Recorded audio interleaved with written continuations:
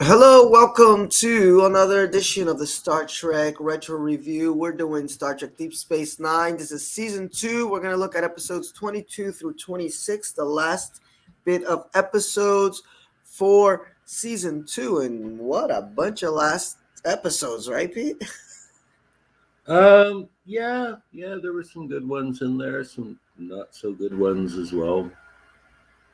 Well, for me, I like that these last couple episodes they really open up what the show is going to do in the future, from mirror universe to like digging really deep into like its characters. With the episode we're about to talk about in a second, and of course the Jem'Haddar show up. So it it sprinkles on heavy. We've been talking about a little sprinkling here, a little sprinkling there throughout season 1 and 2, little mentions of the Dominion here and there, and then season 2 just kind of boom ends with a bit of a bang. So guys, Thursday night is Strange New Worlds. If I'm not so tired enough, I will probably come back on and talk Strange New Worlds because tonight's episode was fucking incredible. Like, finally, like this was the one that I said, okay, this is a show on its own. So I'm excited to talk about that. So if I can't get to it tonight, I will get to it tomorrow at some point. But yes, this episode was a win. But we are all about Deep Space Nine tonight. And this episode was, we're going to start with The Wire. And it's an episode that aired on January, February, March. April is the fifth month, right? April 9th, Mhm. 1994. Written by Robert Hewitt Wolf, directed by Kim Friedman. And as always, I'm reading here from Jammer Reviews. Check out his page because it is awesome. The Wire is one of the season's most focused character shows, okay? Featuring plot elements. Well, here he's giving his own opinion. But it's basically the long awaited episode that gives us a little bit of backstory on the plain, simple Garrick, the little tailor, that doesn't really know much other than how to tailor some nice clothes. And it gives us, Pete, what is one of the strongest performances of the season. For me, this is like the duet of season 2. How do you feel about it? How did you feel about it?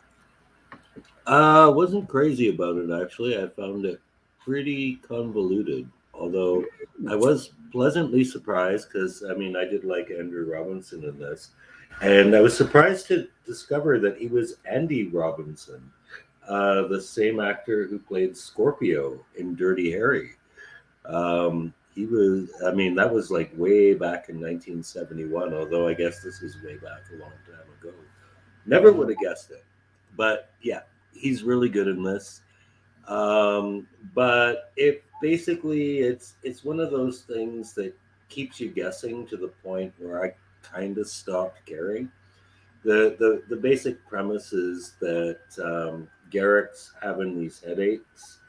There's this little subplot in there with like his friendship with Bashir. Is it sincere? Is it not? Is he a spy? Is he just a tailor?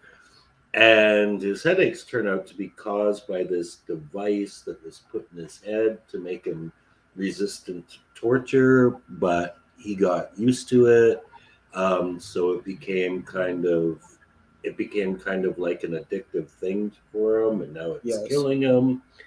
And Bashir is trying to get it out. He gets it out, and like the thing is, this is where you get that Garrick really is a spy because he keeps feeding him different stories Yes. about how this got in there. Like at first, like he was in the Cardassian SS, I guess you could call it, Uh-huh. The and Obsidian Order, they call it. The Obsidian Order. yeah.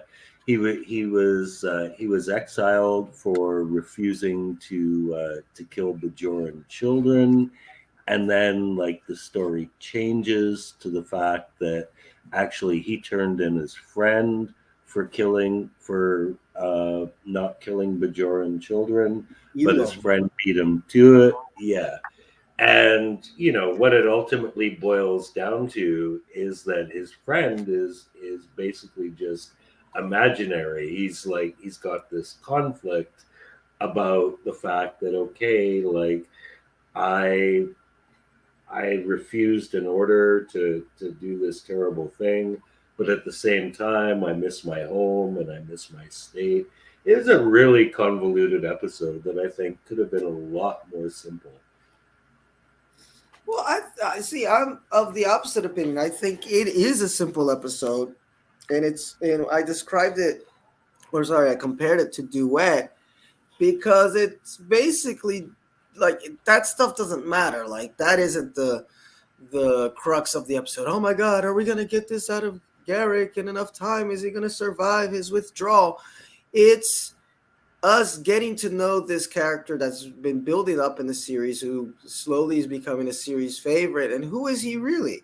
So we finally get this episode where he breaks some of that down to Bashir. And it doesn't matter if it's true. Actually, it has one of the most famous little scenes at the end that's, shared a million times in the extremely memeable at the end, where Bashir asks him, all those stories that you told me, which ones were true? And Garrick says they were all true.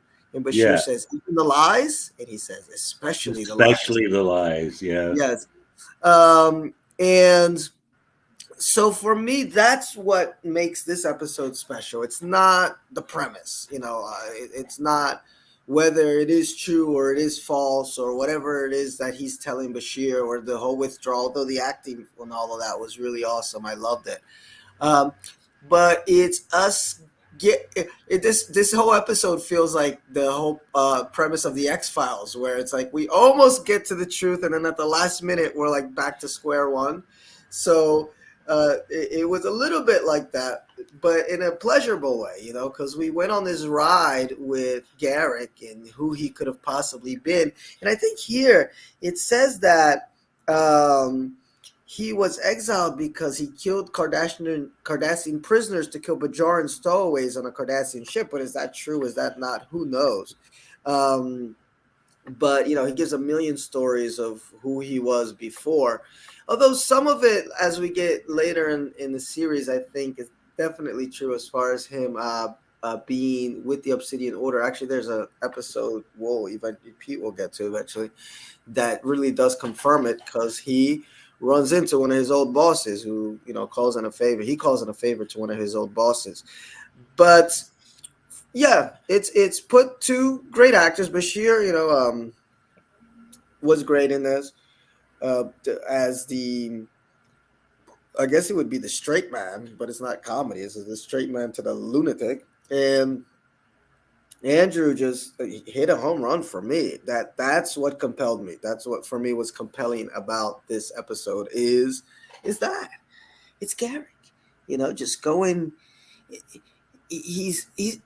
I wouldn't consider that ham. Would you say he hammed it up, or did he No, that just? was one of his more serious Mhm. efforts. Although I do think his efforts to discourage Bashir's friendship were maybe a bit over the top. You'd think as a Cardassian he would be less emotional about it.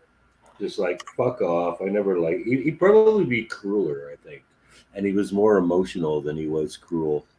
Well, you know what, and I think that's another level, another shade of this episode, which I like, is that okay? We get this insight into Garrick. We're getting insights into Garrick, which later we're going to see a pairing of Garrick and Odo, which I think is interesting because they're very similar in a way, and they come to an understanding of each other due to something that happens in a later episode. And they're very similar in a way that they're stuck in this place, as the only of their kind. Um, for Garrick, it's a little bit stronger because he knows people look at him like, oh, this is one of the people that tortured, killed, occupied, although it wasn't him personally, but they suspect, and he is part of that race of people, that species, I should say. So he's letting that side out, which hadn't been let out before. He plays it off like, okay, it just this is the lot I've been dealt, and I guess I'll just deal with it. But it truly does hurt him. He truly wants to be back in Cardassia, but the multi dimensions of this, which I think is so well woven in, is that like Quark, he has a heart. behind all of that. I think he truly does like these people that he's with, and he truly does love. Actually, I think he has a man crush on Bashir, and he appreciates what these humans and other species. Um, yeah, he appreciates how he's being treated by them. He's being treated with respect, and they treat it. He isn't looked down upon. So it gives us this many layers of what this character's going through, of being exiled, of not being able to go back home, and what does that mean for him. Um, and yeah, he probably did some terrible things in the past, but I feel like he's one of those guys that were like, oh shit, I really don't want to do this. Like, I'm doing it because if I don't, I probably have a gun to my back, you know, and somebody will kill me. But it wouldn't be like my number one, job choice, killing a bunch of Bajorans or, putting them into slave labor or whatever. So it's for me, it hit home with that. I like Star Trek episodes that deal with characters who either have a split identity. That's why I love tonight's episode of Strange New Worlds, because it deals with Spock and him having to deal with the fact that he's half human, half Vulcan, and who is he? There was a line from tonight. It's not what you are, but it's who you are that you need to figure out. And Worf has a lot of good episodes like this, because Worf is Klingon, but he was raised by humans, so he always has this split identity. And who is he really when he goes back to the Quonos, whatever? He's never going to be accepted as a full Klingon, but when he's in Starfleet and around the humans, well, he's not human. He's a Klingon. So episodes and characters like this intrigue me because I'm a little. I guess it goes back to me personally. I identify with it because I was born in Brazil, but I grew up in the U.S. So I feel 100% American until I'm in Brazil, and people are like, "Ah, you're really Brazilian." I'm like, "Yeah, I guess I am, but maybe I'm really not." And it's the whole identity, thing that intrigues me because I've dealt with it my whole life. So for me, it hit home. And by the way, before we move on, I love the beginning, Pete, where Bashir is discussing Cardassian literature with Garrick, and he's like, I just can't get into these books. Yeah, yeah. Never Ending Sacrifice is the name of the book. It's like a repetitive ending. And Garrick's trying to explain to him, well, that's the beauty of it. It's the Yeah, it's same. about sacrifice to the state. Yes, and he just keeps going. And I love when Trek, sometimes it hits the mark, sometimes it doesn't, but when it gives us this idea of like, well, what we think to be good literature, like I think Hamlet, what was it? Not Hamlet, Shakespeare. Bashir had given him some Shakespeare to read. He's like, this is boring. Like, why would this guy do all of this just to, avenge somebody? Like, that's such a waste of time and effort. And I always like it when Star Trek flips it, because we don't always think what it's like on the other side. On the other side of the world, they don't they don't think that music should be like this. Music should be like this, and literature shouldn't be like this. Literature should be like this. So that's kind of a cool little thing. But yeah, we split on that one then, Pete and I. Oh, I thought you would have liked this one. Isn't this the one that you said you thought was the gay episode? No, I don't think Oh, I so. thought it Maybe. was. I thought it was the gay episode. Um, let's go then to let's move on, because we got a lot to get to tonight. By the way, guys, we're Oh like, no, it was. yes, because he was talking about Elam and all that stuff. And what's going on Mm-hmm. with that? But this one hit the mark for me. By the way, as Pete talks, guys, I'm trying, because this was kind of last minute here coming on tonight. I gotta get my top 8 list here. I think I've already got some contenders, but here's one that might make the list. I'm not sure. Kind of a very campy episode here. And it is called Crossover. Premiered on April 16th, 1994. It's a teleplay by Peter Allen Fields and Michael Piller. Story by Peter Allen Fields, directed by David Livingston. And Kira and Bashir cross into a parallel universe. The same one that Kirk crossed into in the original series episode Mirror Mirror, and they find that humanity um, is enslaved, okay, by an ally of the not an ally, an alliance of the Klingons, Cardassians, and Bajorans. And ironically enough, this happened because Kirk led the Terrans to give up their violent ways, thus leaving them defenseless to the chaos of their neighbors. And this episode is just about how the hell do we get out of this situation, but it's also Deep Space Nine having a little bit of fun. And it's the first of many Mirror episodes. There's going to be one every season pretty much moving forward. So this episode, guys, I dug it. I dug it. I actually like the Mirror episodes. For whatever reason, there's a sizable number, I would say, because I'm in a lot of Trek groups, of fans that really don't like the Mirror episodes. And they're like, oh, please don't take us to the Mirror episode, whatever you do. And they're very happy that I think Star Trek The Next Generation was the only show that didn't go, or maybe Voyager didn't go either. I can't remember from Voyager. But Deep Space Nine went heavy, which for me, I always found interesting and ironic because Deep Space Nine is the darkest and the most serious of the Trek series, but it's the one that really went all in with the ham of the Mirror universe. And it's just always cool to see the characters play different roles, okay? And I do love connections to older shows, especially TOS. So we do get a Kirk name drop, and we do get Spock trying to find this peaceful revolutions with the Terrans, but that all blows up in their face when the other races or species, I should say. What would be the correct word, Pete? I guess they're species. They're not. No, I think race would be the correct word because Alien race. they're all considered humanoids. Okay, so they're an Klingons, alien Vulcans, race. Romulans. Yeah, So. okay. And really, the standout of this episode is Kira. We got evil Kira, who is very open sexually. Let's say, okay, she's ready to do herself in this episode, and pretty good effects for 1995 with Kira touching Kira's chin. Although it's clear that it's somebody else's hand there, but kind of cool.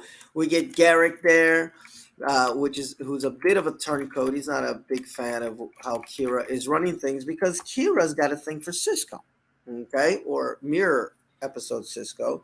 He's one of the few Terrans who's able to get away with stuff and do whatever he wants, and he's the way out. It ends up because they're Yeah. able to get into his head and make him think about everything that's going on. And do you really think this is living, being enslaved? I mean, you get a little bit of freedom, but look at your people. So in the end, it all breaks down to getting Cisco to hatch a plan to get them all out with the help of Smiley O'Brien, who's there too. And two things here. One, I love that the House of Doris lives. I love the Doris sisters. They make an appearance here. But although it's hammy and although it's campy, I like the concept of what people are able to accomplish based on their environment. And they use the Miles O'Brien character for this, so there's a little bit of woke Trek, because Trek's never been woke before. And so some social commentary, but that it hit home, especially, I got my little cousin here and everything. He's going through a few things, and how somebody could be a genius. Somebody could be super smart, super, what's the word here? Ingenuity. And if they're stuck in Ingenuitive. ingenuitive, there you go, you got me. Thank you.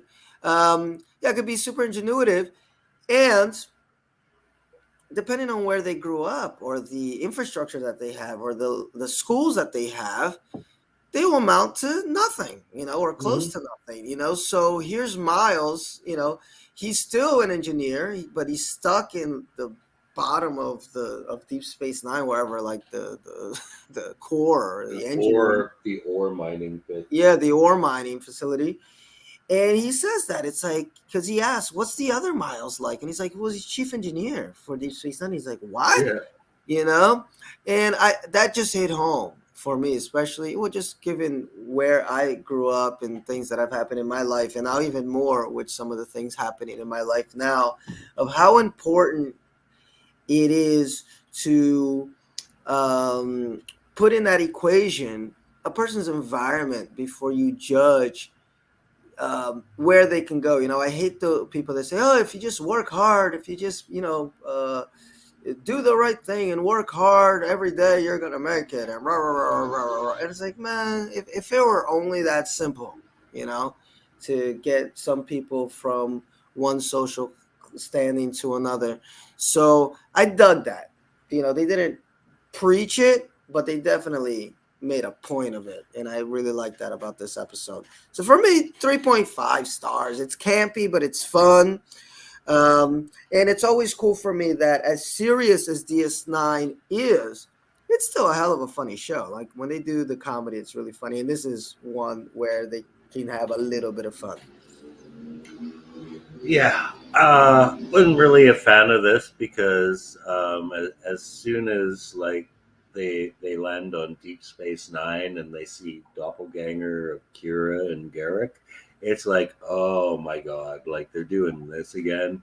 Like I appreciate like again means like going back to the original series, but it's like seriously, like this is such an unoriginal idea.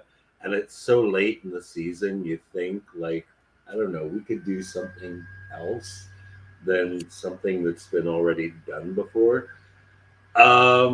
Things I did like about it, it was a Kira Bashir team up. I think actually my favorite scene was before they went through the wormhole and went to the alternate reality.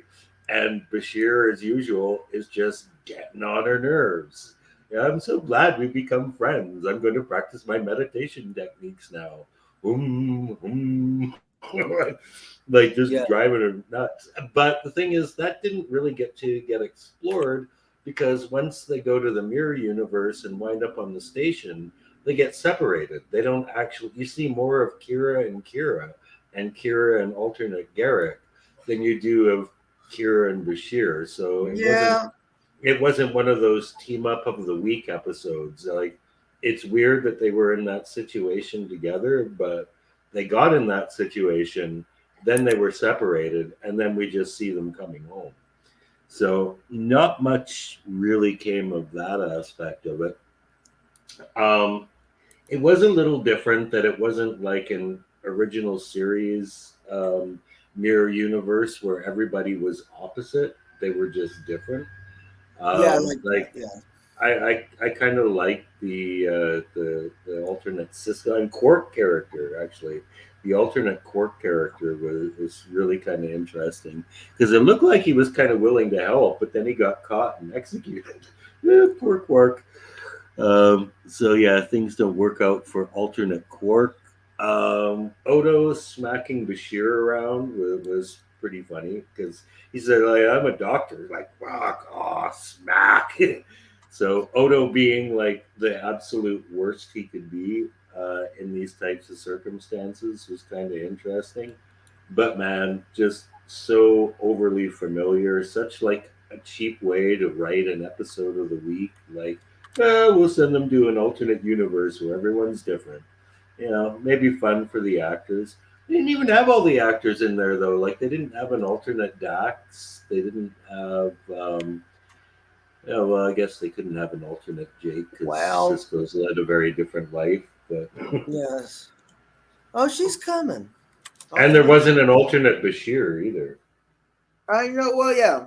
That's the thing. Well, that's why I liked them, and I is because it just updated the idea of the mirror universe, and it became more an alternate universe than a mirror one. And Right. as much as I love Mirror Mirror, that's a classic Star Trek episode. Oh, it is. It's a Yes, great episode. but it's cheesy in its own way with like this Spock with the goatee and everything. It's got its Yeah, camp value. Um, yeah, but the and of whole course, series is camp, though. I love Discovery's version of the mirror universe. That's just nutty as No, hell. that was nuts, man. My favorite part of that was Tilly being like the Really? absolute bloodthirsty dictator. Yes. What was her And name? her having to play that. The only time I'm happy is when I'm licking the blood off the boots of my enemies because it's just so not her. I know. And what was her name? It was Lieutenant Killy, I think it was her nickname. Yeah, yeah, Yes. Oh, yeah. No, that was so much fun. I mean, Discovery is already insane. How could you like pump it to the next level of insanity? That's how. yeah, Um, and of course, we got Giorgio, which, good lord, yes. And Uh, Lorca, the Lorca swerve was like oh one of the yes. great plot So devices in all of Star Trek. that's why I don't mind. I don't mind mirror stuff so much if you do it in its own way. Like I think Deep Space Nine managed to do mirror in its own way, which is they gave a social message that was a little bit more serious than the TOS version, which was more just like, "Hey, it's the evil version of us. How are we going to stop them? You know, or how are we going to get out of here?" And the and cool to just see the character. Nana Visitor just kills it, and she's so sexy. And then we get two of her, and she really Yeah, looks like she's ready to fuck herself. And I'm like, I yeah, would too if I was Nana Visitor, and I yeah, and I saw the other me. Uh, and get ready for them, Pete, because they're coming. There's one every season. They went in heavy with the mirror episodes, and I just watched the one well, season 3 one. I'm at the beginning of season 4, so I watched the season 3 one, and yes, we're gonna get Dax, and we're gonna discuss what happens with Dax when that episode comes, and we'll wait for that. I'll wait for you to see it and make up your own mind. But hey, I dig it. I dug it. And let's move ahead, though. Oh, but one thing that you said that I do agree with is it just came at the weirdest time. It's like you're getting usually the end of the season. We've talked about this before a lot during the X-Files podcast. Back then TV was set up with like the first 8-9 episodes are going to be strong because it's the beginning of the season. Then during the winter, spring, they you might get a few winners in there, but it's when people aren't watching TV as much, people are traveling, and then they save the rest of the gold for the end. We got to yeah. hit that home stretch. And although I think it's a solid episode and I like it, it just feels weird to be coming like it's almost the end. It's like the fourth to last episode. It's like shit, shouldn't we be talking about something a little bit more serious? I think it would have been a cooler mid-season episode, or maybe the eighth to last episode or something, like the beginning of the home stretch episodes. I don't know that part. Yes, when I saw the title, I was like, what is this? And then I'm like, oh shit, it's a mirror episode and we're almost done with the fucking season. So I agree, weird placing for it, but we're gonna move on. We're gonna move on now to episode, well, I don't got the numbers here, but whatever the next episode is, which is The Collaborator. Yes. And this is an episode that aired on April 23rd, 1994, to teleplay by Gary Holland and Ira Stephen Bear and Robert Hewitt Wolf. So a lot of big hitters there. Story by Gary Holland, directed by Cliff Bowl. And this is a politics one. On the eve of the election for Mayor's new Kai, Vedic Wynn suspects Vedic Baral is of being a Cardassian collaborator and recruits Kira to help her find the truth. And Kira, she's in love with Baral, finds herself in a very difficult bind where her personal feelings are at odds with her duty to Bajor in the truth. What are your feelings on this one? Yeah. I mean, this is Deep Space Nine doing what it does best: realpolitik with a swerve or two here. This worked out pretty well, and it also builds really well on previous Deep Space Nine episodes because I think this is the first time Wynn has been on the station since she actually tried to kill Burrell in the Yeah. season 1 finale. So yeah, she doesn't get a warm welcome.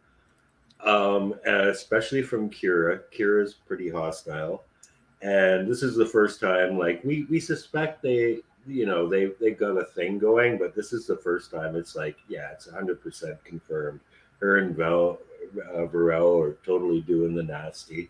So there's this big election coming up of religious leaders, and she hates one, and she's literally in bed with the other. And then this Cardassian collaborator gets arrested on the station by Odo, because Odo was on the station when it was a Cardassian station, and he knows he was a collaborator, and he knows what the rules are. It's like, yeah, if you were collaborating with the Cardassians, you can't be around here. Like, you either go back to Bajor and face trial, or you're in exile.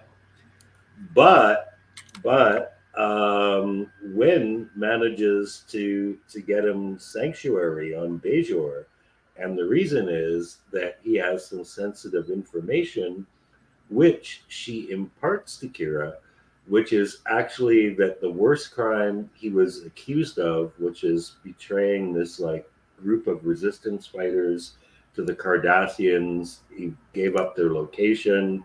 Like 50 people, including Kyle son, were killed. She's like, no, he says it wasn't him. He says it was your boy. And she puts this on Kira to like, okay, like I trust you to solve this.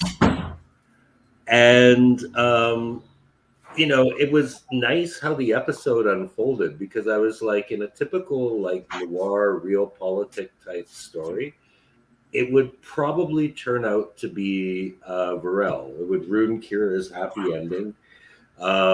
It would there would also probably be like some reason for it. But no, they did the double swerve, right?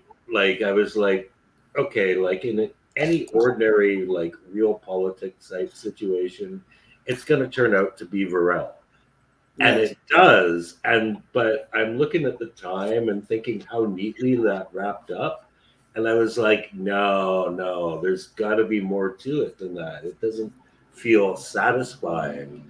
And then, of course, Kira figures it out on her own that actually it was not Varel, but it's too late because he's dropped out of the election.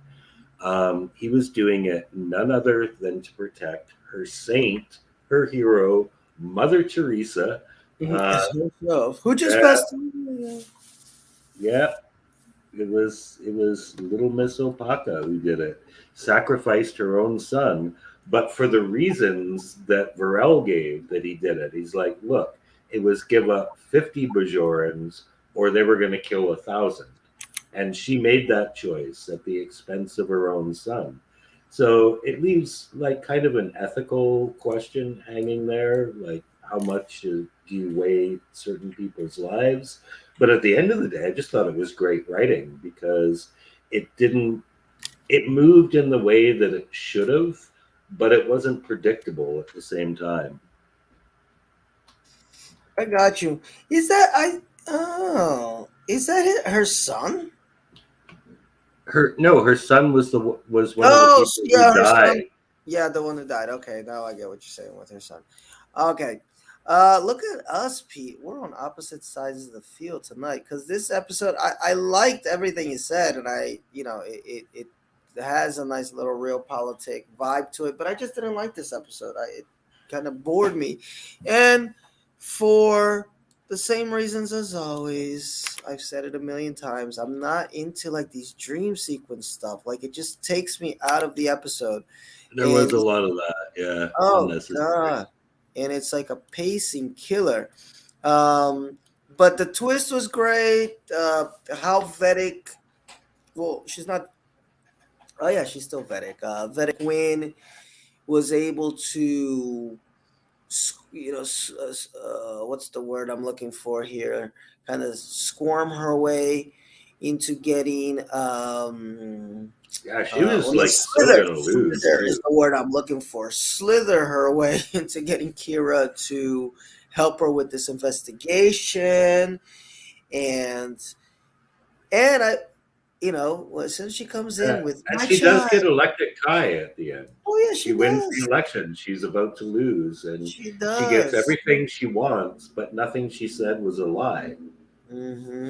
Exactly. She just didn't want to ruin her own reputation in case she was wrong or in Exactly. case And you know. she another thing I liked about this is how she totally fucked Cisco.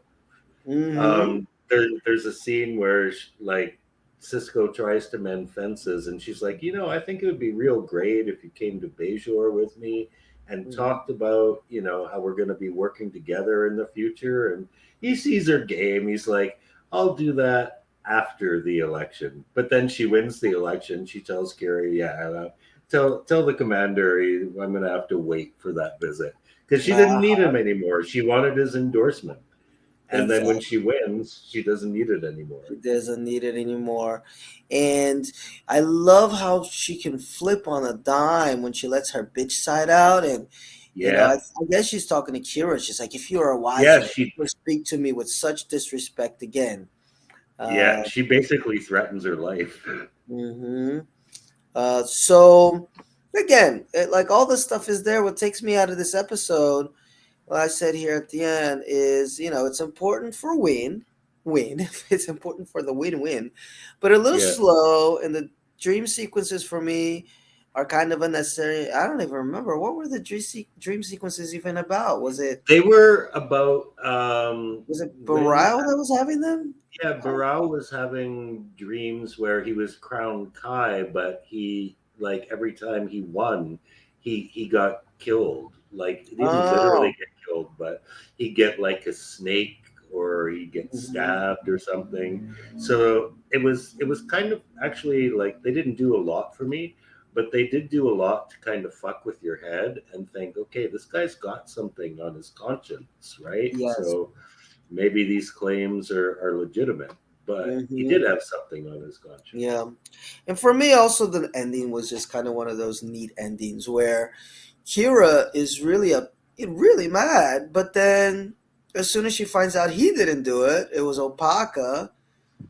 Even if for the same reasons, but it wasn't him necessarily. He was covering for Opaka, and then she just forgives him. And I was like, well, I don't know. It was like a little bit of a neat ending, especially Yeah, considering how pro Bajoran uh, Kira is, and I don't think she would have been able to see through that. I think she would have been like, "Wow, that was a fucked up thing to yeah, do." but she worships Opaka though. Like like that's like Well, she's number okay. one. I can see it for the Opaka, but is the dick that good that she's willing to just be like whatever for letting Barial get away with his part in it? I don't know. I would have figured at the very least a moment of, hey, maybe we just need to take a little break so I can reassess everything or assess everything. And it wasn't like that. It was just like a neat ending. It's like, oh, okay, so you didn't press the button yourself. I can forgive you. Let's fuck. Even fucking Bashir and O'Brien. I just watched this episode like 2 nights ago, where O'Brien completely disregards all of Bashir's command. Like he orders him. Bashir pulls rank on O'Brien. O'Brien does everything the opposite. And then when they get out of, the thing that they get out of, they look like a couple that just had a really bad fight. And Bashir's like, well, our weekly darts game is tonight. And O'Brien's like, yeah, I wasn't much in the mood for it either. And O'Brien and Bashir's like, yeah, I guess we'll have to wait for a little while. Like it gave a a more true reaction to after everything that happened. And O'Brien really did do some fucked up shit of how these two people that really love each other in their bromance way would be like. It's like, yeah, maybe we still love each other, but maybe we just need a moment to assess like everything that happened here. In this episode was just like, nah, that dick is good. Maybe um the Well, they're miss. also probably going to get some downtime too. Like Bashir and O'Brien, like they live in the same space. Like Kira and Varel, like they see each other when they can. So like for all we know, it's going to be months. And from what I've seen, it does appear to be months. So I don't maybe they know. just take some downtime. Yeah, but they should have at least acknowledged that like because she was so mad and so like, I can't believe you did this, and how could you do this to your own people? Blah, blah, blah. Oh, Opaka did it. Oh, you just covered for her? Okay, not a problem. Whatever. So Pete and I, we're on the opposite ends tonight, guys. It happens sometimes, but I like it when it's like this. Um, so let's get to now the final episode of tonight's No, last. the penultimate. Is it? We Yeah, got one more here. Wait up, wait up. Oh, you're yeah, right. Sorry about that. It's the Tribunal. It's more O'Brien torture. yes, Um, and here, Miles and Keiko O'Brien were on vacation, and it's interrupted when a Cardassian. By the way, it's written by Bill Dial and directed by Avery Brooks. This premiered yes, it is. on May 6th, 1994. Um, yes, and wait, is that correct? No, June 6th. Oh, guys, I'm terrible with dates here. Cause you know what happens, Pete? I'm so fucked up being in Brazil, and like the month comes in for the day they can pick. Hmm. So all the fives I was looking at, people were Mays. I kept saying April, and now we're on 6/6. So it's June 6th, 1994. It's an episode written by Bill Dial, directed by Avery Brooks. And Miles and Keiko are on vacation, and then they get interrupted by a Cardassian, or by Cardassians, that arrest O'Brien from his runabout and throw him in a cell. And following a brutal prisoner processing procedure, and they offer him no explanation of the charges against him. They simply leave him confined to a cell for days, awaiting trial. So this is our first. Well, that really fucked me up, Pete. I'm really upset that you told me this was not the last episode, because I just deleted all my notes for it. Wait, I got it. I think. But, well, I guess I'll just have to read off of the Jammer site here to refresh my memory. What I will say is this: I did like this episode for giving us a bit of life in Cardassia. How the love Hmm. life in Cardassia, because the Cardassians so far have just been these folks that have been around, and we see them when they come to the S9. We see them when they come on the ship, but we really haven't dug deep into who they are. I mean, we got the name dropping of the Obsidian Order by Mr. Garrick, but things haven't, completely fleshed out as far as how they operate. And we get a sense here of how their legal system operates, Hmm. and how every prisoner is guilty. We just like to find out how it is that they No, it's for the public. It's for the it's for the public public's benefit, yeah, but to they show kind that of the system enjoy. works. Exactly, and that justice is being served even in the face of blatantly false accusations. So O'Brien is down there; he's totally frustrated, and Odo becomes his lawyer. Okay, He doesn't become he his lawyer. He has a was, lawyer. He becomes like, I forget the title they have for it, yes, but it's like a citizen who can speak on your behalf. And the yes, Cardassians are like, no, you have to be an officer of the court to do that. And Odo's like, well, fuck you. I served on this station under the Cardassians, and they yeah. made me an officer of the court. So yes, I can. Oh, That was a good Odo move, actually. it Slick. is. It was. Um, and what was O'Brien being charged for? I'm serious, guys. I totally erased all my notes here. Some photon torpedoes got stolen from Deep Space Nine Uh using huh. his voice clearance, and they were used by the Mm. Maquis to attack Cardassians. So Oh basically, God, he was accused of supplying weapons to that's a the serious Maquis. charge there. It is a serious. Yeah, if he was guilty, like fuck, Starfleet should fucking hang him. But it wasn't. Yes. It was this old buddy of his that he used to serve with Oh, the that was on the Enterprise. ship, right? Yeah, Now yeah, I'm yeah. remembering. He said hi to him at the beginning of the episode. Yes, he set him up. Yeah, and he got a voice recording of him and used it to get the torpedoes. That actor, by the way, John Beck, second time this season, a Dallas alumni, has turned up in Deep Space Hmm. Nine. So yeah, two 90210 alumni and two Deep Space Nine alumni in one season. Look at you. Um, there you go. I think I got some of my. Um, I think I got some of my notes back. One thing here, there was an Enterprise name drop. I noticed that even the Enterprise is being called back to to figure this out on the border of the Cardassian space. And if that sounds like a threat, it is. By the way, who played the judge? She was so good. She What was is such a bitch, man. Um, no, I like it? that. Her name is Carolyn Lagerfeld. Mostly TV roles. Oh, she was also in Beverly Hills 90210. Look at Holy you. shit. Wonder who she Yes, played. yes.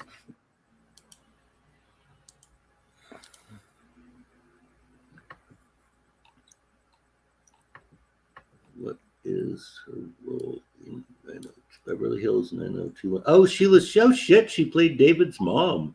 Holy fuck. Yeah, okay, that makes sense now. Yeah. I'm not sure who David is, but there Yeah, you go. no, Okay. but her character, she was like really like hopelessly schizophrenic. Like she didn't take her meds, she'd wind up homeless and sleeping in a box. Yes, and the poor lawyer. And how did they end up winning the case? They They were able to prove that it was a fabrication. Nobody actually wanted to hear it, but I think Cisco and everybody just like barged into the courtroom. Yes, and I guess the Cardassians wanted to save face, and they let Miles go because they didn't want to show that they were wrong. Yes. Okay, it's all coming back to me. I like this episode, by the way, guys. Because It's the getting guy taken wasn't with my actually notes. Cisco's buddy. He was a Cardassian who had been altered Mm. to look like Mm. somebody. Look at you. So so Cisco dragged. I just watched it like I don't know 5 days ago. Hmm. So Cisco brought him to the courtroom and is like, "Look, man, it was one of your own boys who did this." And Mm. the court's like, yeah, this looks bad." I got you. There you go. So yes, it says Raymond Boone was the person Chief O'Brien spoke to prior to departing the station.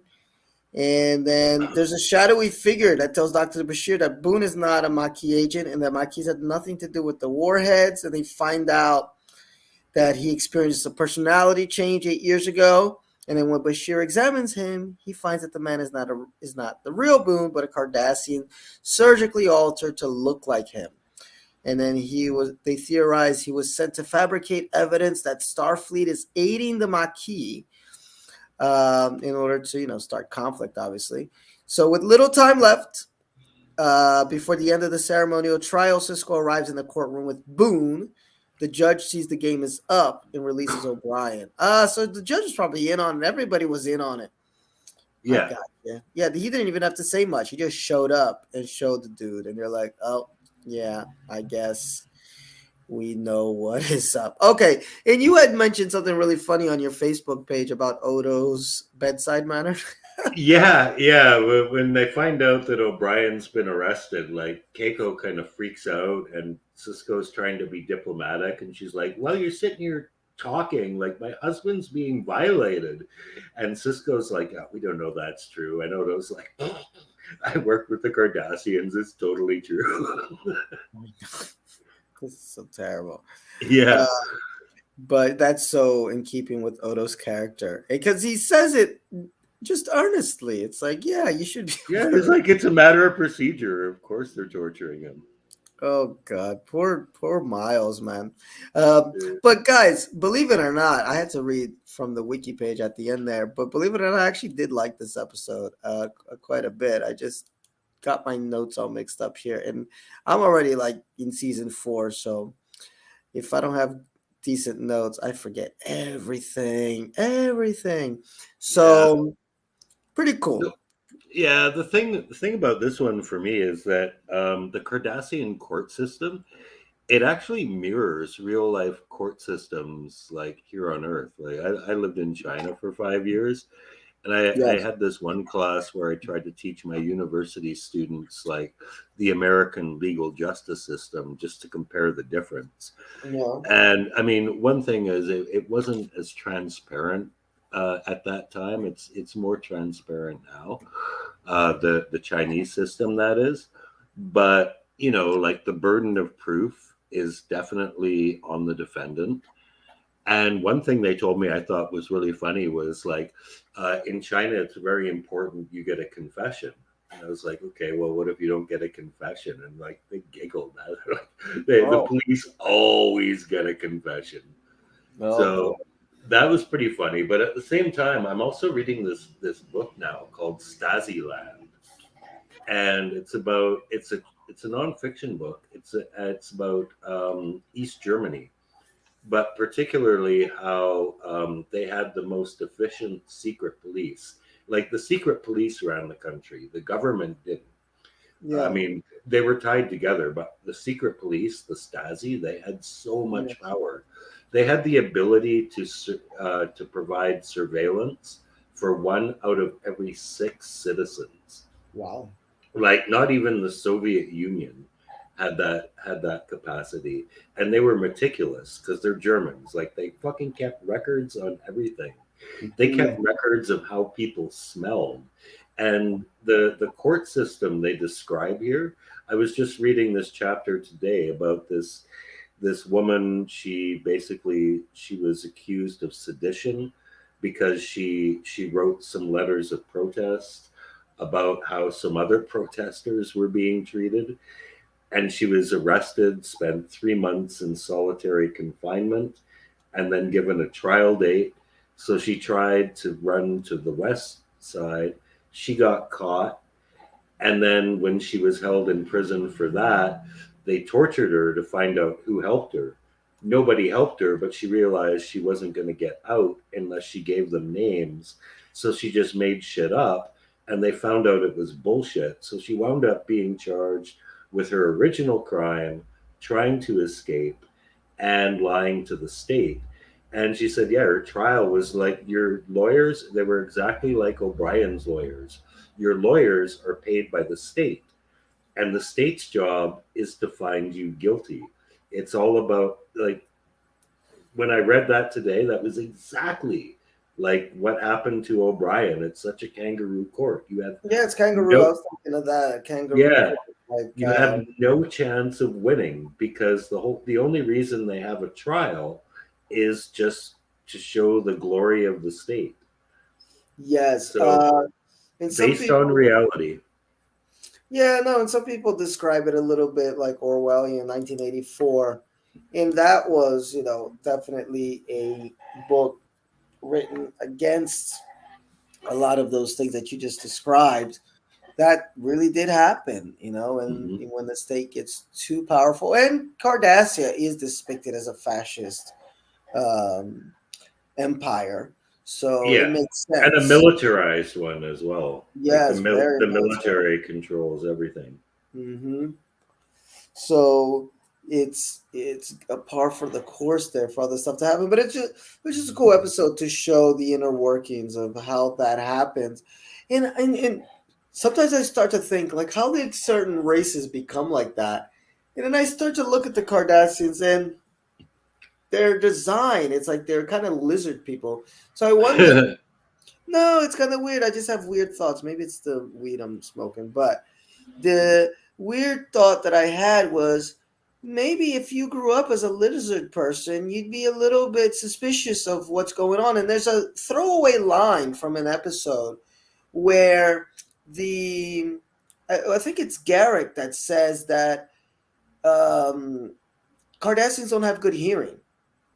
It's just a throwaway line, but it was a cool line to put in there because it made me think about the development, the evolution of this race of aliens who can hear very well, so they have to be extra suspicious of everything going on, and they're extremely Hmm. meticulous, and then that eventually leads you to be, you know, this type of race of people, or not people, of aliens that are just mega fascist, suspicious of everything, extra meticulous.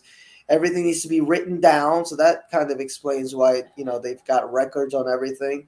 So, um, but it's cool when we get to meet Cardassians who ain't down with that, which is cool to show that, hey, we're showing just a top tier of the government, and the government doesn't represent everybody that's on Cardassian. There are some very nice Cardassians out there in the edges of the Alpha Quadrant. So, okay, cool episode. Sorry, folks, for getting a little jumbled up there.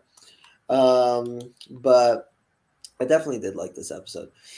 Yeah, But definitely. now we're gonna get to the final episode of this season, if I manage to do this correctly, which is I clicked on the wrong link here, which the Jem'Haddar.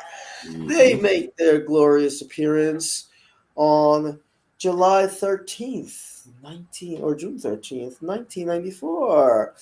Uh, Almost exactly 20 years ago. Right? Or what? Today is the Hmm. 16th. And this is a episode written by Ira Stephen Bear, the man, and directed by Kim Friedman. And Cisco wants to spend some quality time with his son and take a survey of a Gamma Quadrant planet. Uh, and Jake, it's so cute because Jake's kind of growing out of certain things, going through his different phase of being more of a teenager. So he's like, "All right, I'll go with you, but can I bring somebody along? Hey, here comes Nog." But of course, Nog is not going to go alone with these Federation types because he might get influenced in the wrong way. So who else comes along? Quark comes along. No, Quark doesn't come along because he's worried about his nephew's influence. He comes along because He wants to he suck up to wants, Cisco. yeah, he wants to advertise on the space station's monitors, and Cisco Yes, shot him down. He's like, "This is yes, some great me and Cisco time." yes. No, but he uses that as the excuse. He's like, "No, I can't let my nephew go out with Yeah, all these yeah. Federation types and everything." Um, so yes, but he wants to sell merchandise. Which, thank you, whoever made that meme, by the way, with the for Gay Pride Month, where Cork definitely would have been into the gay cash. Oh Uh, yeah. for if it makes me money, I'm into it. I'm into it. It's gay pride at Quarks. Um, so yes, we get Cisco having to deal with Quark, and we do get. I mean, it's set up for comedic reasons, but we do get some interesting dialogue between the two, especially when they're comparing Yes. cultures. Um, but on this fun little trip, this episode kind of gives us a nice little curveball because you think it's just going to be one of those character episodes and Well, it's kind the of, season ending, so it can't be that well, totally yeah, it's not character going to be driven. light, but you don't know what's coming. Really, it kind of gets you by surprise a little bit, other than the title. Yeah. uh, and of course, how important this episode is basically for the rest of the motherfucking series. Uh, Yeah. and yeah, they run into some Jem'Hadar. Okay, and they're imprisoned by them. And this lady comes out, this Vorta lady comes out, who has telekinetic abilities, which many people point out the Vorta stopped having after that. So I guess they just wrote that out. Um, but she gets captured too. And from then on, the story goes, and it ends up that, hey, maybe she's not really who she says she is. And we get to spend some time with the imprisoned Quark and Cisco. With Nog and Jake, they Nog and, managed. Nog and Jake are off in the woods collecting plant samples. Yeah, They didn't But even know. they get to fly a runabout. They're like, fuck, we can't find our families. Like, we might as Exactly. well get back to the space station because we're out of our league here, which is a really smart decision, actually. Like, I we're not going to agree. play hero. We got to get back to the station, and we'll just put the runabout on autopilot. But the autopilot is locked, so they Mhm. actually have to fly the fucking runabout themselves. Yes, I dug that. I dug that. And again, Yeah. it's it's those smart little things that the S9 does because it does set up in a way little Nog, in his interest in eventually getting into Starfleet, and uh, eventually he does have to learn how to fly a runabout and stuff like that. So it seems inconsequential until you look back and say, oh, he did these things in the past. Um, and the Jem'Haddar are just some scary dudes, man. What do you think of this episode here? Yeah, well, I really like the pacing of it, like, because Yes. I like how it starts off, and it builds in layers. Like, it's just gonna be like a nice trip with my son, and then Nog and Quark come along, and then when we're on the planet, we get some really nice. Like, Quark hates camping, which I could identify with. He's like, Yes, he's my got to get ears that are getting this lotion. rash. There's bugs in my food, like, Yes. and he's just getting on everyone's nerves. And then the Jem'Haddar show up. Is like, oh shit, like shit just got real. This is like Deliverance, right? Mhm. You don't know if like Quark's gonna be made to squeal like a pig, which he's been done made to do already, right? But in a more down home Appalachian kind of way. But yeah, I guess the Jem'Haddar aren't into that shit. But we do see, like, when they get thrown in this crisis situation, like, Quark kind of rises to the occasion, man. He and Mhm. Cisco kind of buddy up. Like the this chick, what's her name, Eris. She's like, "Fuck, let's leave this asshole behind." And Cisco's like, "I'm not leaving him. I'm not leaving him." So he actually makes the move. He saves Cisco's butt. Actually, Cisco drops a Jem'Hadar, and he's busy recovering his shit, and he's about to get shot by a second one, and Quark zaps him. So they get this like whole brothers in arm combat thing going, which was pretty cool. Meanwhile, I think my big takeaway from this episode, because there's a lot of stuff going on. It's very well paced. You got good Quark moments. The kids have great moments. But The then end, man. The end is the amazing. ending is fucked. Like, I don't think I've ever seen anything like that happen in Star Trek. Like, basically, there's this, what do you call them, N class Starfleet ship, the Odyssey, whatever it's called. The Odyssey, Yeah, yeah, yeah, with yeah. It's like Captain it's like Keel. the Enterprise, right? It's Yes. it's there for backup, and the Jem'Hadar follow them through the fucking wormhole, and they manage to get most of them, but the last one does a suicide run right into the reactor, blows it up, and kills everyone. That Yep. was like, holy shit, man. Like, these guys do not fuck around. And because normally when you see these space battles in Star Trek, I mean, they're usually very low special effects, but there's always like, you got your shields. You at least have your shields up, right? So you can Yes. take a few hits from everything. But this motherfucker just goes boom straight for the reactor, blows the whole thing to shit, kills like 300 to 500 people, and they're left with like, holy fuck, man, these guys are serious. And then Yes. we get the swerve at the end where this telekinetic chick that was supposed to be their prisoner was actually put in with them to get back on the station, and she gets away, and they're left with the fact, like, holy fuck, like, we may be out of our league here, people. So it's kind of it wasn't a cliffhanger ending because the story was resolved, but you got the feeling that this was the beginning of another much bigger story.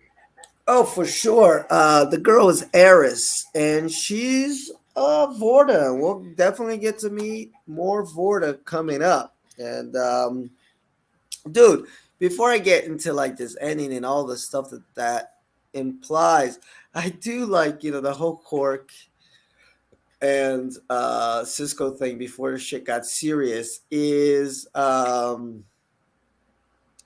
they try to how uh Cork is so sure that Cisco's being racist.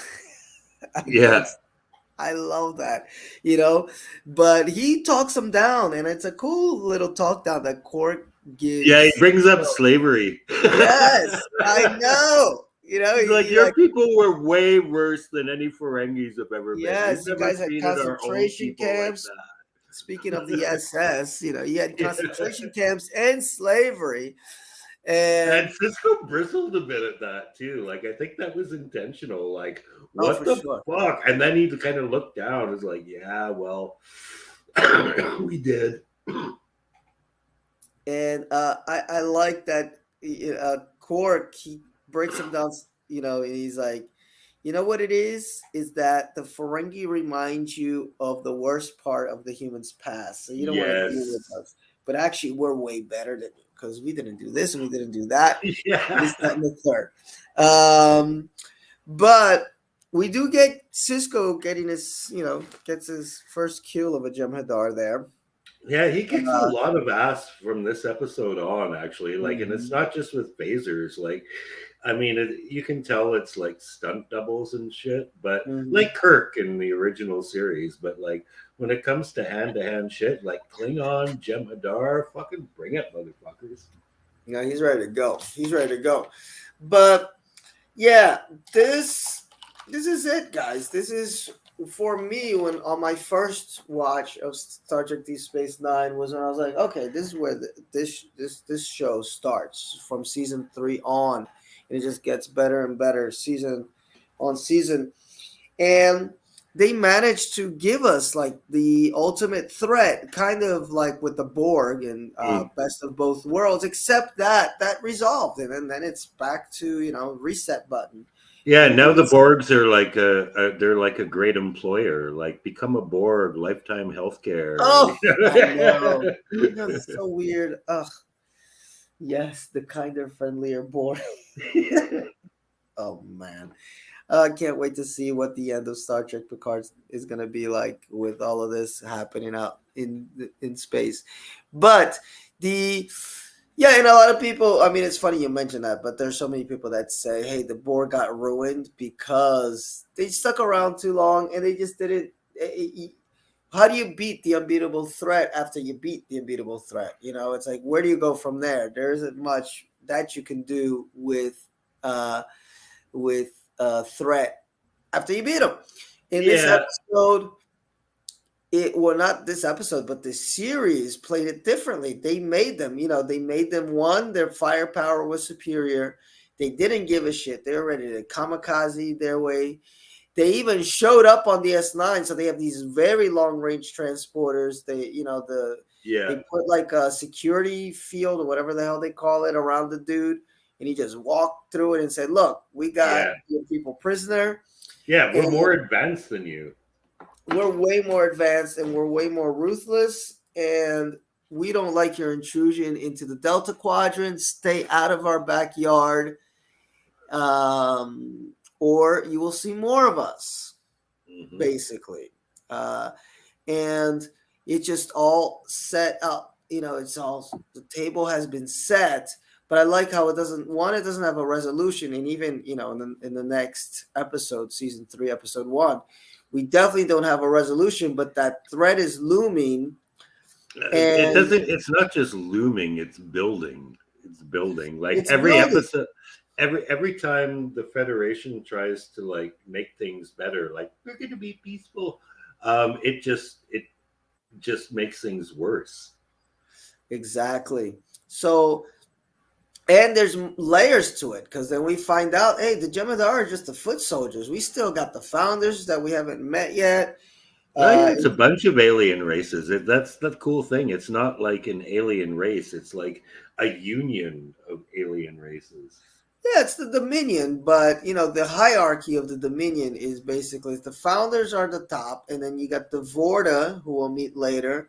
I haven't even got to the Vorta episodes yet, but the Vorta are the kind of the diplomats, shall we say, like the speakers, the ones that try to negotiate stuff. And then we got the Jem'Haddar, the foot soldiers. So they're like the heart of the Dominion. And then, of course, when they do eventually get into full-on war, they make alliances with the Cardassians and this, that, and the third. It gets into a big old mess. But the S9 was smart to play that. They said we don't want to do reset button. We don't want these to be the threat of the week like the Borg War, which kind of had a similar introduction. It was just like their phasers are more powerful. We shoot them after the third fourth shot, they adapt to whatever we're shooting. It was like the unbeatable foe, but we beat them. For me, Yeah. the second part of Best of Both Worlds is not as strong as the first part because we beat them. And then what do you do with that after? I mean, there's a few really interesting stories with the Borg after, but nothing can compare to Best of Both Worlds. Whereas with the Jem'Haddar, as Pete said, for me, it's both. It's a little bit of both because even on the episodes that aren't dealing straight with the Dominion, it's looming in the background. It's like we're a different show now. In the opening of season 3, we get the introduction Hmm. of the little ship there, the Defiant. So it's the show just changes, goes in a different direction after that. But as Pete also said, it builds and it builds and it builds to its inevitable um, conclusion there, which is all out war. So it was just that's Ira Stephen Bear, by the way. I mean, that's why every time his name comes up, I'm like the man because he's the one that after season 2 or so, luckily Pillar in Berman went off to make Star Trek Voyager, so they weren't around as much. So we get less of those run along home type episodes, and now Ira has more control of the direction of the show. And then we get Ronald D. Moore come in, and then it's like, woof, the floodgates open, and they decide that hey, this show is going to be way more serialized than it was. We're going to get way darker than it was. We'll still have fun, and there are some fun comedy episodes coming up and stuff like that. But this is it. This is a watershed episode that just goes boom, boom. This is a Yeah. different. Cisco, you know, goes bald, or gets the goatee. No, he gets the goatee first. He still has the hair, and then when he goes bald, then it's game over for real. So he starts with just the goatee. Yeah. So Didn't he go bald specifically for American History X, or was he bald already for that? uh, I'm not sure. I know for that other show, the what's that Benjamin? What was that show that he was on? Spencer for Hire. Spencer for Hire.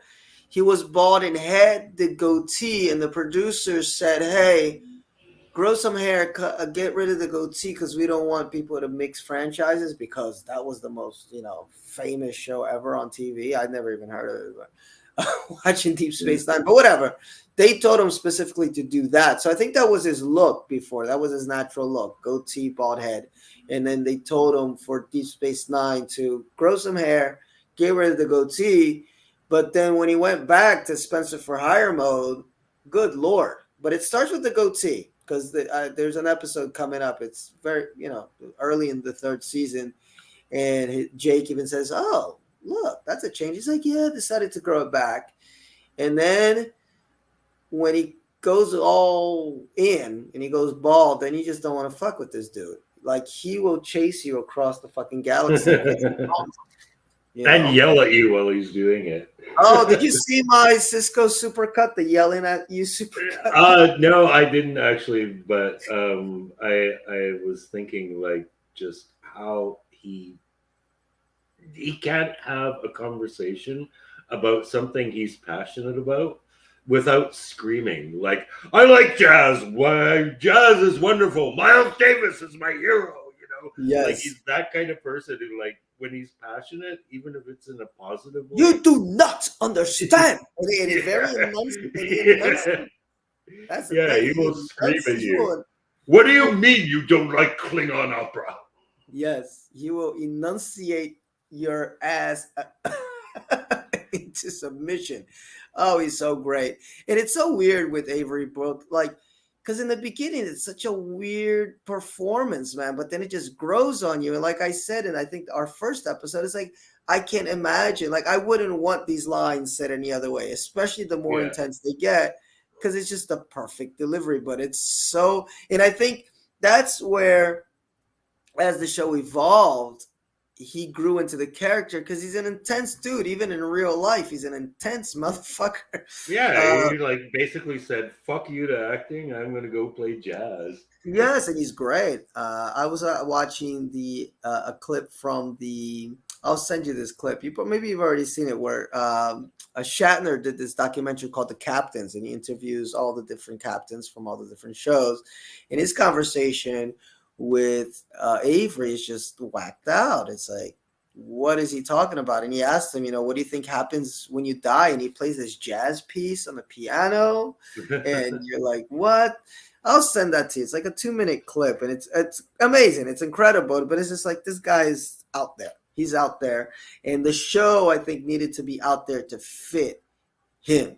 And once the shoe fits, boom, it's off to the Yeah, races. But anyway, we're kind of already talking a little bit season 2, guys. So overall, well, actually, real quick, skip and watch before we get to a season 2 overview and our top picks. yeah. We didn't do that last week, but oh well. We didn't. You're kidding me. Well, Yeah, lucky for yeah. you, I have them here, and we can go real quick. So let's double up with the watches, picks and watches. I gotta go 1, 2, 3, 4, 5 back, and 1, 2, 3, 4, 5 back. The first episode last week would have been Playing God, where Dax has her initiate. No, that's a skip for me. Yeah, That's the Proto Universe one. that's a skip as well. Yeah, and then we had Profit and Loss, where the three Cardassians are on the run, and one of them is Quark's lover. Yeah, That watch but barely. I'm with you. Watch but barely. Blood Oath, we kind of split on this one during the episode, so that's a definite watch for me. One of my favorites. Yeah, opposite for me, but again, barely. Like skip but barely. Like, yeah, you could watch it, but Yeah, it's got some you redeeming. gotta be a diehard Jadzia fan or a diehard Klingon fan or Die a Hard diehard 2. original series fan. I'm two of those. So there you go. Right. Klingon and TOS. And then we got the Maquis Part 1 and 2. I guess we got to put them together, and that's a definite Mm-hmm. watch. Yeah, Unskippable. yeah, yes. Can't And miss then it. we get to this week's episodes. We began with The Wire, and we split on this one. For me, this is a definite watch. Yeah, no, for me that's a skip. Watch the TV series instead. Yeah. And then we got Crossover, where we go into the Mirror Universe. For me, that's a watch. I love that. I gotta say that's a hard skip for me. Like one of my least favorite episodes so far, actually. There you go. And then we got the Collaborator, where Vedic Wynn tries to get what's her name, Kira, to investigate Burrell. And there's all this shit that goes down in the end. Good lord, guys. I mean, Well, it's you can't important. skip it. You can't skip it Exactly. because it's That's essential to the overall story. exactly. That's why I was gonna.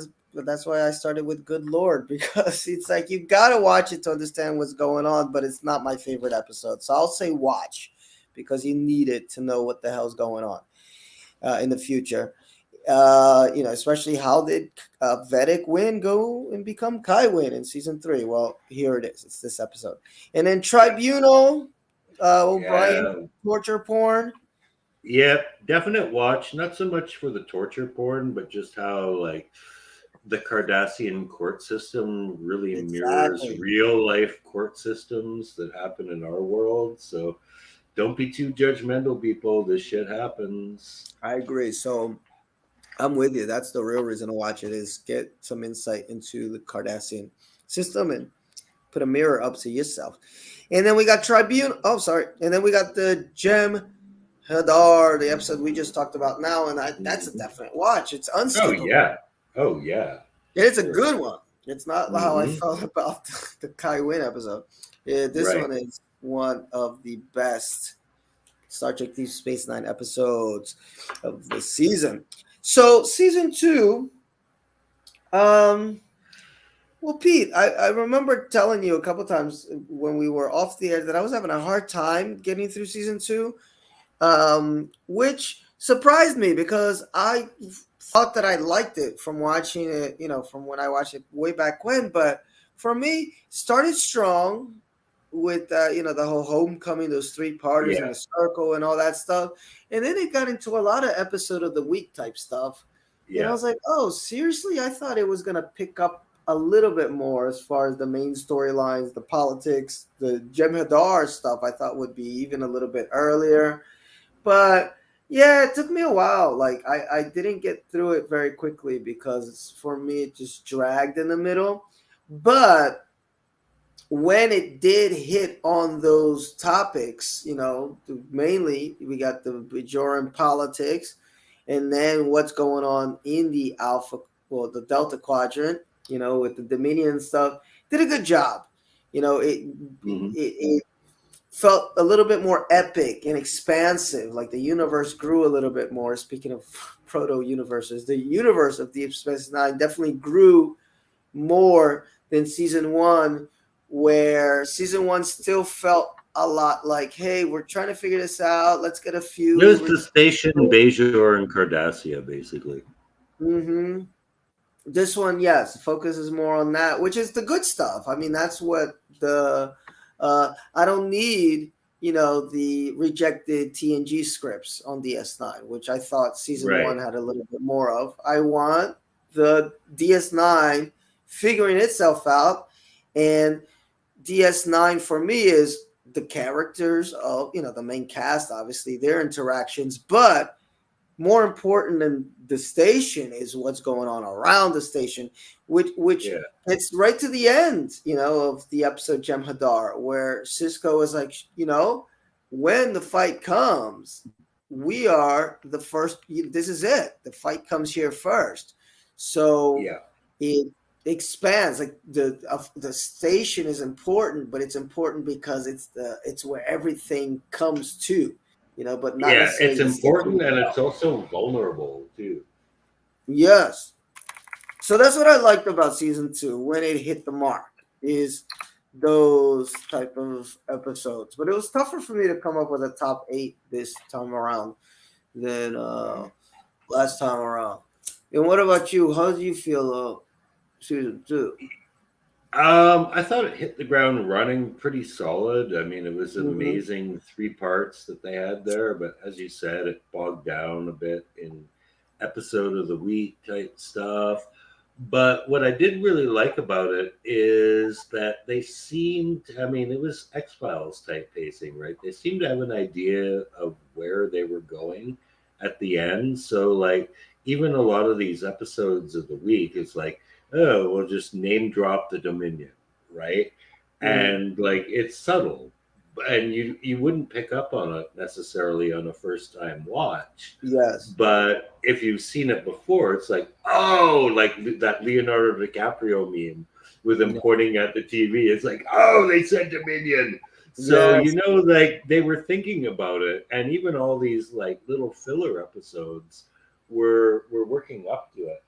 So yeah, it lagged a bit after episode three, but from mid season on, it was pretty solid. Obviously, there were a couple episodes in the last batch that I didn't really care for, but pretty solid. I liked the episodes of the week. I liked some of the guest actors that they had on were really good, or even like the recurring supporting actors got more time Because I don't think Garrick had much time in season one, actually. No, he didn't. Yeah. Well, I did So he like. got I liked at least what I liked a little bit more about these episode of the weeks compared to the first season is that they seem to be doing more morality tales than space anomaly ones. I mean, the only space anomaly one I can think off the top of my head is that stupid proto universe one. I'm sure there were others, but I mean, just thinking 26 episodes, I can only think of one, and I can think of right, maybe three or four. Whether it's the imaginary people that show up, or when everybody was talking in gibberish, or when Q came on and all the ships things, the stations things were going. I can think of a few more where it relied on some type of malfunction, or even the run along home stuff. You can sort of right. visualize a malfunction, whereas this season they were like, let's hit some moral points. Let's like hit some ethical questions, and I don't think they had it complete. They weren't all there, especially with Right. that episode, with the paradise where they were on that island with the vegan bitch, the hippie. Yeah, yeah, yeah. I It's mean, like there I were saw. some duds. Yeah, look, but I get what they were going for. Like it's like, and they just got better at it as we move to the next seasons, and that's what these season becomes morality tales with the With a lot of Philip K. Dick influence, man. There were at yes, least two that too. episodes in this, but also actually the second episode of season three is also like uber Philip K. Dick. We'll talk about that next week, but definitely like his influence is all over this show. uh don't be a Philip K. Dick to anybody. Oh, okay, I'm looking here, the search part two. Okay. Yeah. um yes, yes, yes, identity crises. We deal with that with The Wire. We dealt with that. We dealt with that with Odo and meeting his dad. Uh, what's the episode where Cisco was with this imaginary girl that was there? She was letting her help. Yeah, yeah. I don't remember the name of that, but Uh, so there was a lot. I mean, but there was some bad stuff with the chick with on in a wheelchair. It's like a 7 for me, a 7 or 8 this season.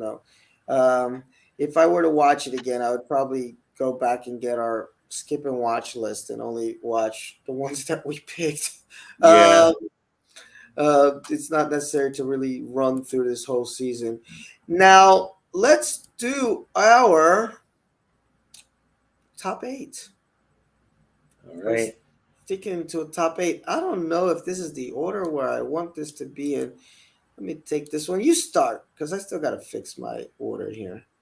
All right. My number eight was Shadow Play, which was one of the most very Philip K. Dick episodes, which is where Jadzia and Odo travel to a planet where Oh, people are mysteriously disappearing, yeah. and it turns out they are all holograms. But they decide that because they have sentience and they believe they are real, they are worth saving. Classic Philip K. Dick type of story.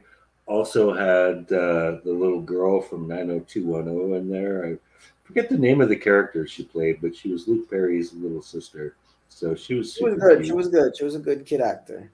Yeah, yeah. So again, as I mentioned, Philip K. Dick's fingerprints are all over this show, even though he had nothing to do with it. His influence is there, and this is one of the more representative episodes so far. I like it. I liked it. Um, my number 8 episode is. I'll tell you in a second here. Drum rolls, please. It's the Armageddon game. Armageddon game. Mm, Where O'Brien and Bashir find themselves on the run from a group of conspirators who want them dead.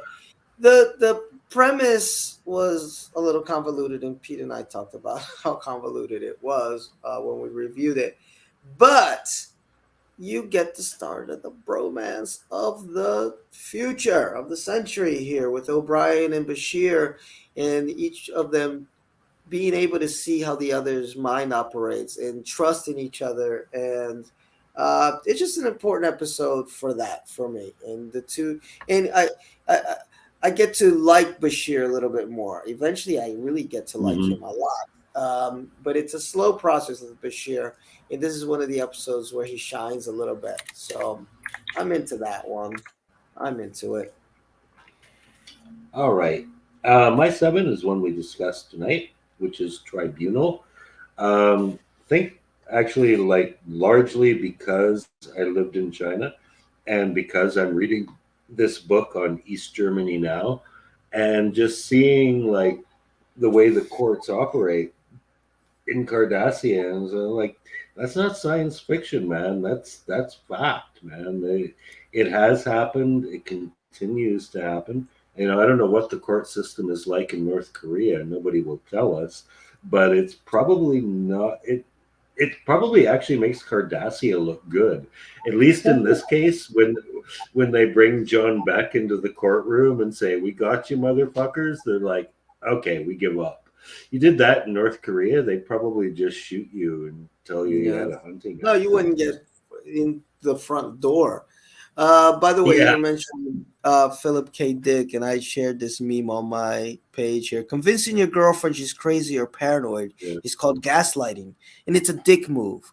But convincing her she's a robot with artificially implanted human emotions is called blade running. It's a Philip K. Dick move. It Great, is. uh, great little meme, and it was very timely because we were just talking so much about him the week before, and then it just showed up on my feed. Yes, really awesome episode that you mentioned for all the reasons that you mentioned.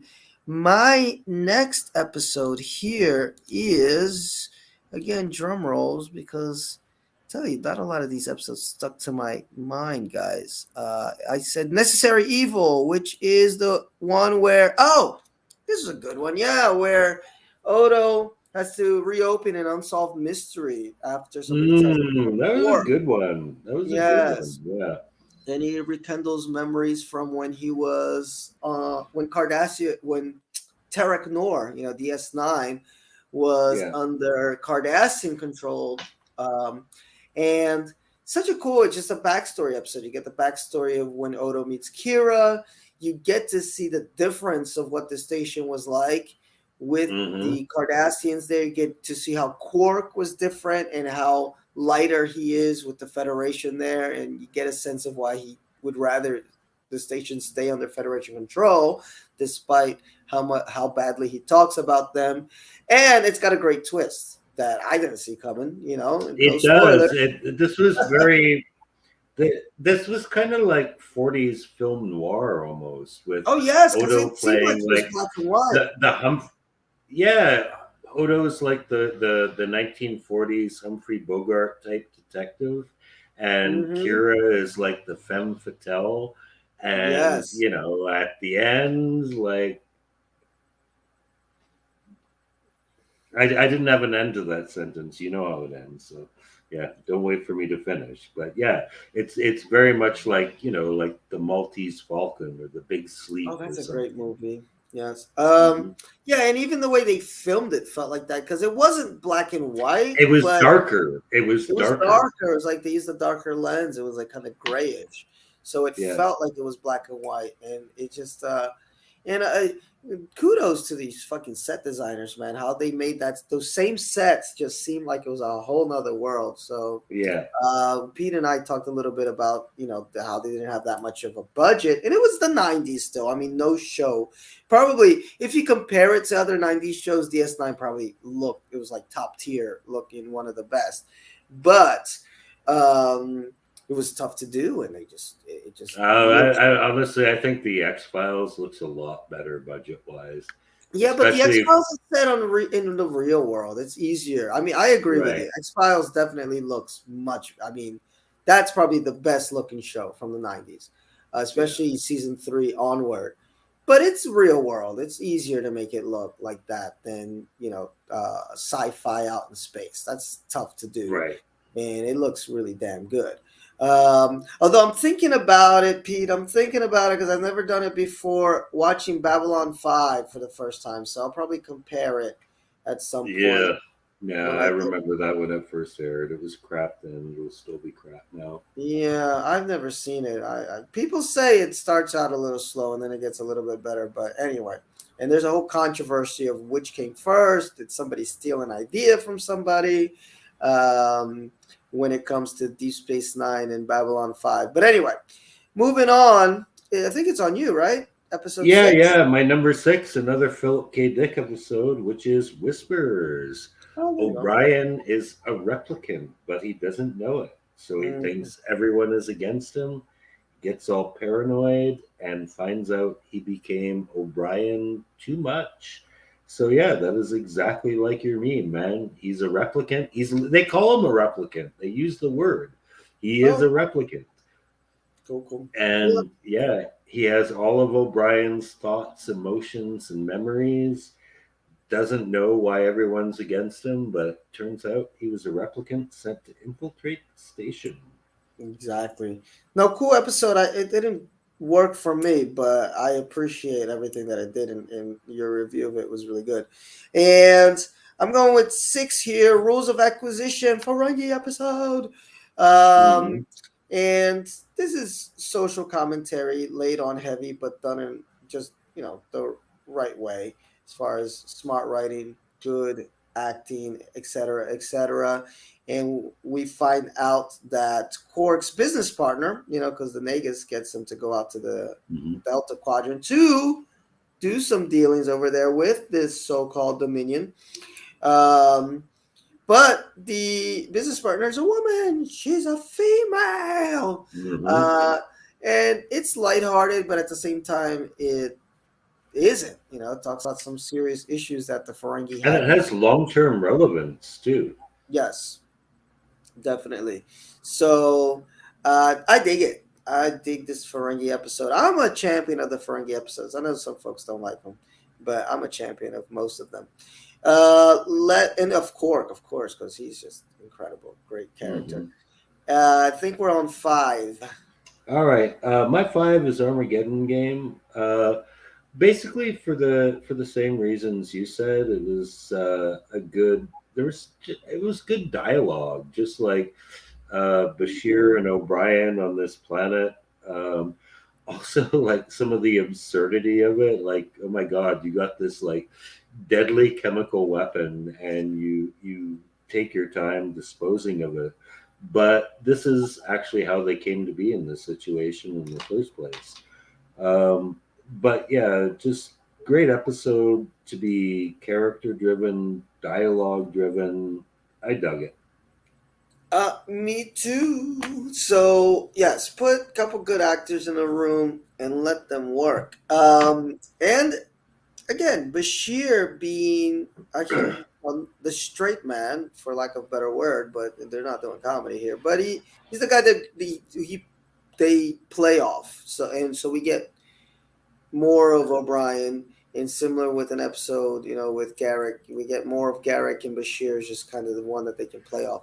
But it Yeah, also, well, in this case, he wasn't such a straight man though, because he was talking about how he was looking forward to going to the banquet with this alien race because there's yeah, going to to be all screw these everybody. hot chicks there, man. And O'Brien's like, "What the fuck's wrong with you, man? Like, Exactly. yeah, all you think about is pussy." I mean, he didn't put it that way exactly, but that's what he was thinking. Yeah, so it was like the single horn dog and the happily married man contrasting Yes. lives. Yeah. Yeah. Just what would be the right word for it? Just like the one that they play off of him. He's like the anchor, and then we get deeper into O'Brien, and Foil would be the it right would be the foil. word. Hmm. Okay, so we now have my number 1, 2, 3, 4, 5, which is crossover. So this one I sure didn't make Pete's top 8, but I dig the damn DS9 um, mirror episodes. Not all of them. Some of them get a little long in the tooth, but for a first outing out into the mirror universe, it was campy, but it managed to be campy in a DS9 tone. So it does bring up politics. It does bring up social issues with how, where you're born, what privileges you have, et cetera, to allow you to move up in society. Slavery brings up a whole lot of issues that we're used to with Deep Space Nine, but it does it in a fun way. It's a cute episode, fun little episode. Number four for Number, you? yeah, I guess number four for me would be Rules of Acquisition. Um, Bit of a crying game thing going on there because actually, like when Quark gets kissed, he doesn't actually seem to mind that it's a dude doing it. He's just Mm-hmm. shocked because it's his friend. But yeah, most of the things you said, like it's a different insight into Ferengi culture. uh, I liked some of the female observations of it by Jadzia and Kira, because, like, when you look at the treatment of women, it is kind of comparable to treatment of women in a lot of third world countries that may adhere to a certain Islamic religion. Mm-hmm. Except they do the opposite thing. They Instead of being heavily clothed, they have to be naked all the time, which I Yes. think is better. Not sure I'd want to see a nude Ferengi of any Well, gender. we do eventually. Okay, but yeah. Rules of Acquisition was a great episode. You got to see Quark's heart a little bit. You do, and he does have a heart. By the way, I know what word I'm looking for because I'm like this. I won't go to sleep if I don't find this word. He's a launching pad. That's what I feel. Because a foil is like just somebody that's kind of the opposite, you know. But I'm thinking Bashir in these episodes, he works more as a launching pad for these other characters to show their different sides and to dig a little bit deeper into them. Um, Now we're gonna get to another episode that I was shocked that Pete didn't like, but it definitely made my top eight, and that's The Wire. And yeah, speaking of that, you know, there Bashir becomes the launching pad for Garrick to give us the multitude of Garrick. We get a lot of Garrick here in this episode as he's going through withdrawal off of this drug, and it even works on that level of it just being a drug withdrawal episode. If you're looking at it from a surface level, which is kind of interesting Yeah, too. But oh, just I just this one for me is like Armageddon game. Just put two or three at most, but two good characters in a room together and let them do their thing. Give them a good script and let them do their thing. It's like duet, you know, just go. And they do it for me in this episode. It's right. less about the drug and are we going to save his life or that's neither here nor there. Just like with Armageddon game, you know, we know that's neither here nor there about the biological weapon. And Pete made a great point about in the end it's not that deadly because Miles survives. So Yeah, it's not about that. It's about really giving us that full on character development and just having two great actors just go at it. So I really dug this one. all right. My number three, I'm gonna go with The Siege. I mean, this whole three-part arc at the beginning of the season was great, but um, I can't remember them specifically enough to pick one. So Mm-hmm. this is the one where it was resolved and it felt very satisfying. Yeah. But yeah, this season kicks off running, and I think this is the one that has like the most action too. So there is that going for it because like the station is well, that's why they call it the siege. It's under siege, right? Mm-hmm. The Bajorans militants are like, fuck, we've got the Federation out of here. They leave the station at a skeleton crew, and it's basically just the senior staff defending it, but like using Rambo stealth tactics to do it, Yes. but trying not to kill anyone. Trying Mm-hmm. not to kill anyone, but like they're like, okay, we know this station. We're gonna get these motherfuckers. We're gonna get to the bottom of this problem. But I mean, really, the whole three-part arc was great. This was just like where the shit hit the fan. I feel you. Yeah, I was gonna give an honorary, what do you call it? A honorary Shout. mention, whatever, shout Yeah. out to that whole first three episodes, because the homecoming I had in eighth place, and then I remembered an episode that I liked, which you won't believe which one it was, but it was the mirror episode. I gotta have the mirror episode, so I got knocked out by the mirror episode. But then I was gonna just kind of say, hey, first episode, but really first, second, and third. You gotta watch those first three episodes. They're pretty good. They just didn't make my top eight. Um, Top three, we're getting there. We're getting there. And another one that I don't think is going to make Pete's top eight list. It's Blood Oath, because although I'm not a huge Dax fan, I like her a lot. But I'm a huge Klingon fan. They touch my heart muscle. Um, and I'm a huge TOS fan, so it's great to see the link back to the original Klingons from way back when. Now with ridges, head ridges, but whatever. We don't talk about that to outsiders. And it's an emotional episode for me for those reasons, and I just love Klingon lore and Klingon honor, and what the lengths that they will go to have a victorious and honorable death, and everything. It's just everything that makes me love the Klingons, and it is in this episode. It There's bits of it that are cheesy. Of course, the execution isn't perfect, but the whole idea of it is something that I really like. And also, and Pete and I spoke about it for like 20, 30 minutes. you know, the the illusion of the trill for the trans people, and who is Dax really? Is she really Curzon? Is she really Jadzia? Is she all of the So there's a whole lot in this episode that makes me love it. So it's in my top three for the season. Okay. Well, I Did I guess I'm skip one? on I to went to three.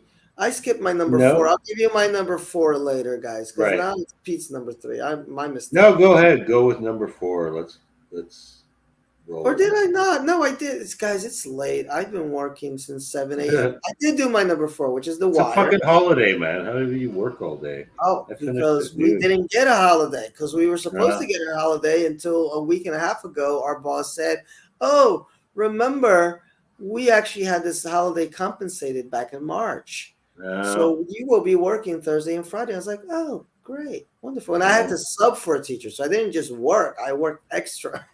no, damn. No, I was Yes. done. I was done by noon today. I Yeah, still worked, but I finished early. yeah, no, my brain's a little jelly. So I did give you my number four, which is The Wire, and then All I right. think it's Pete's number It three. is my number two. No. You're number two. Okay. Yes, my number two. I'm going to cheat here. Say both parts. The Maquis.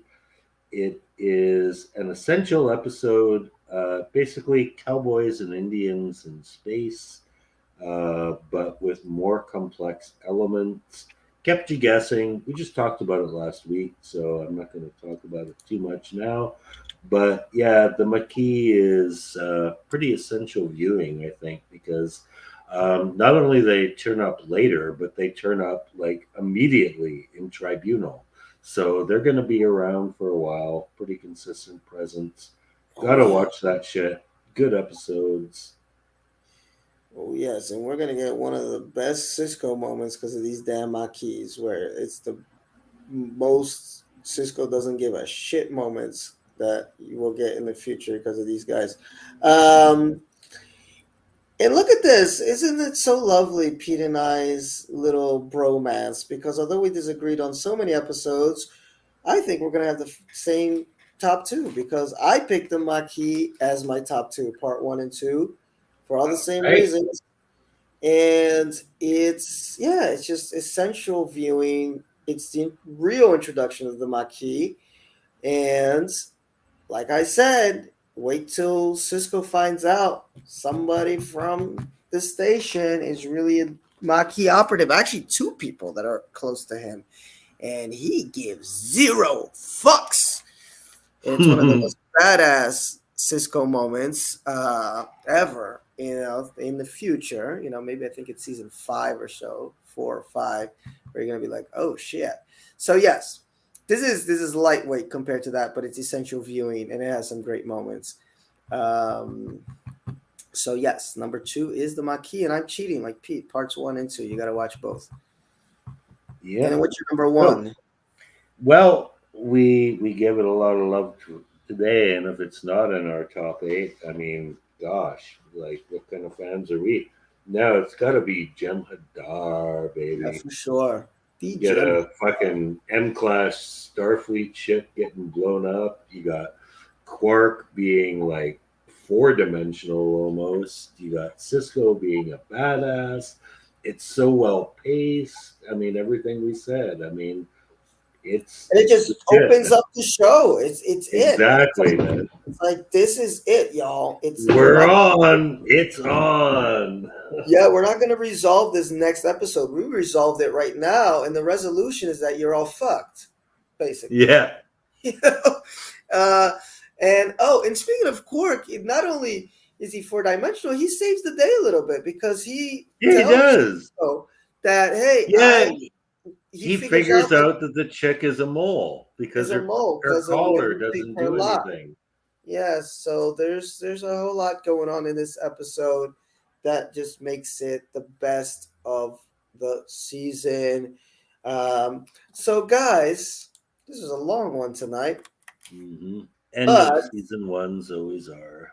yes, and there was a lot to talk about here, and whew, yeah, it's a heavy layered show.